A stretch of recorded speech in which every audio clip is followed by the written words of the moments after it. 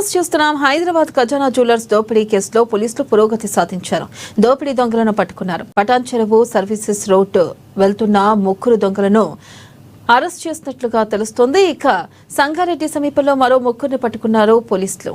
ఇక 6 దొంగలు 2 బైక్లపై పారిపోతూ ఉండగా పోలీసులు పట్టుకున్నారు. దొంగతనం చేసిన బైక్లనే దోపిడీకి వాడినట్లుగా గుర్తించారు.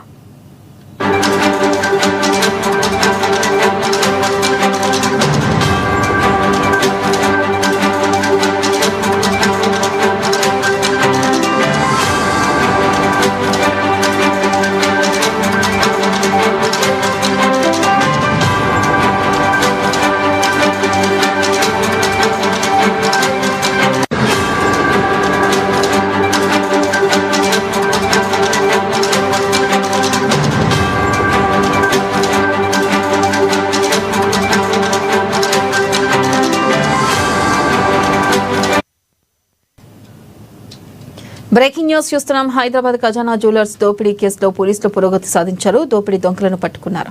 పటాన్ చెరువు సర్వీసెస్ రోడ్ వెళ్తున్న 3 దొంగలను అరెస్ట్ చేసినట్లుగా తెలుస్తుంది. ఇక సంగారెడ్డి సమీపంలో మరో 3 పట్టుకున్నారు పోలీసులు.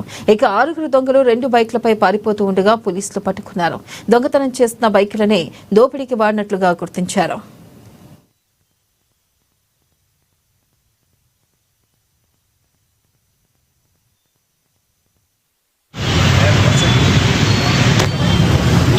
ఎడవేండు బాధ్యతలు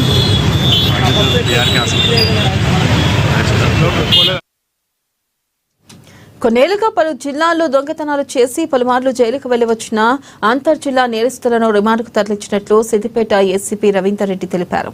మే నెలలో సిద్దిపేట 3 టౌన్ పోలీస్ స్టేషన్ పరిధిలో 10.5 తులాల బంగారం దొంగతనం కేసులో లింగం అనే వ్యక్తిని పట్టుకుని విచారించగా నేరం అంగీకరించాడని అన్నారు. ఇక తెలంగాణ వ్యాప్తంగా నిందితులపై సుమారు 80 దొంగతనం కేసులు ఉన్నాయని ఏసీపీ వివరించారు.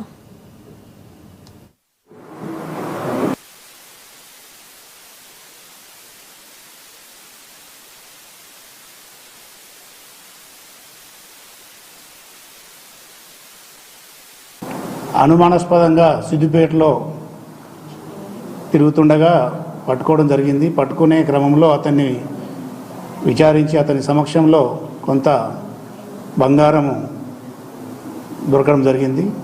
తదుపరి విచారించగా ఇతను గత మే నెలలో సిద్దిపేటలోని 3వ పట్టణ 3 టౌన్ పిఎస్ పరిధిలో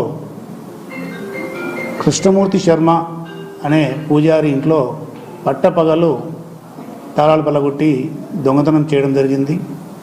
దొంగతనంలో సుమారు 10.5 తులాల బంగారం ఆభరణాలు దొంగిలించడం జరిగింది. దానికి సంబంధించి విక్రయించే క్రమంలో ఈరోజు పోలీసులు పట్టుకోవడం జరిగింది. ముఖ్యంగా ఇతను ఈ దబ్బెట బాలలింగం సుమారు గత 15-16 సంవత్సరాల నుండి హైదరాబాద్, సంగారెడ్డి, మెదక్ మరియు కరీంనగర్, సిద్దిపేట, రాచకొండ కమిషనరేట్ పరిధిలో దొంగతనాలు చేస్తున్నారు. ఇప్పటి వరకు ఇతను చెర్లపల్లి ఆపరేషన్